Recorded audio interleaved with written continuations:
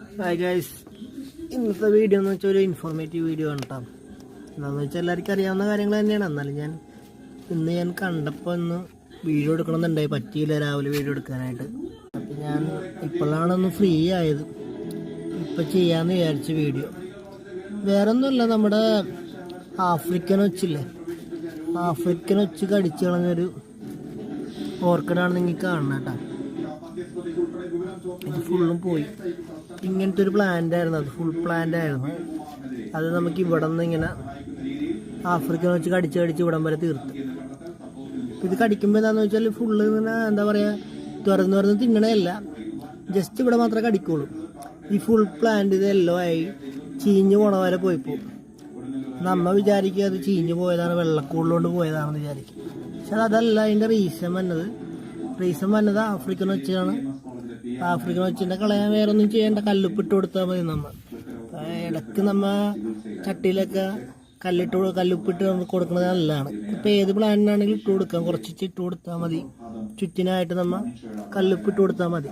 അങ്ങനെ ചെയ്യുമ്പോൾ പിന്നെ നമുക്ക് ആഫ്രിക്കൻ വെച്ച് വരയില്ല, പ്ലാന്റ് ഒന്നും മോശപ്പെടുകയില്ല.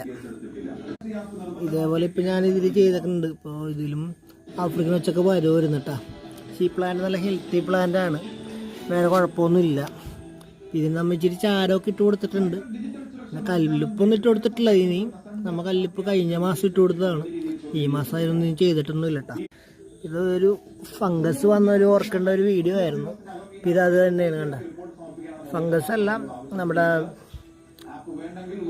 ആഫ്രിക്കൻ വെച്ചേ വന്നിരുന്നിട്ട് പോയതിൻ്റെ ഒരു ഇതാണ് കണ്ട. ഇത് ഇതേപോലെയാണ് പോണത് കണ്ട, ഇങ്ങനെ ഈ കളർ വരും. പ്ലാന്റിന്റെ കളർ മാറിയിട്ടുണ്ട്, അടിയിൽ തണ്ടിന്റെ കളറൊക്കെ മാറിയിട്ടുണ്ട്. നിങ്ങൾക്ക് കണ്ട മനസ്സിലാവും കണ്ട. ഇതേപോലെയാണ് പ്ലാന്റ് പോണത്. പ്ലാന്റ് ഇങ്ങനെ വീണ് പോകും, ഇതേപോലെ കളർ ചേഞ്ചും വരും കണ്ട. ഇത് ആഫ്രിക്കൻ വെച്ചിന്റെ ശല്യം കൊണ്ടിട്ടാണ് ഈ ഒരു ഇഷ്യൂ കൊണ്ടിട്ടാണ് ഇങ്ങനെ വന്നത്.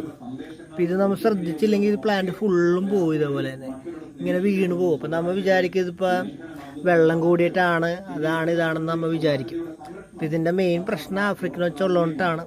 ഒച്ചുകൾ പലതരം ഉണ്ട്, ആഫ്രിക്കൻ ഒച്ചാണ് മെയിനായിട്ട് ഇപ്പം എല്ലായിടത്തും കാണപ്പെടുന്നതല്ല.